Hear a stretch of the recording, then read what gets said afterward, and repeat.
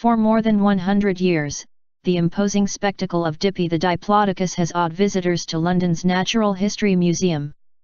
But now he has a rival. The museum is set to unveil the most complete Stegosaurus ever discovered. When it goes on display next month, it will be the first intact dinosaur to be exhibited for nearly a century.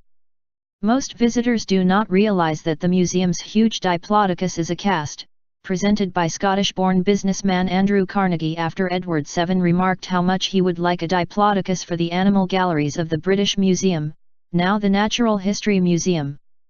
But the new Stegosaurus is a genuine fossil, standing 9.5 feet high and 18 feet long.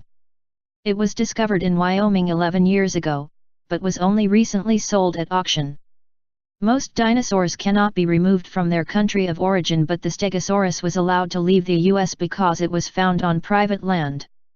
Professor Paul Barrett, lead dinosaur researcher at the museum, was glancing through an auction program of shark's teeth and ammonites, when he discovered the listed dinosaur. He immediately set about raising funding for the specimen. It finally arrived at the museum last December, and Professor Barrett has spent the last 12 months studying the astonishing animal and piecing it back together. "It's a bit like Meccano on a giant scale," he said.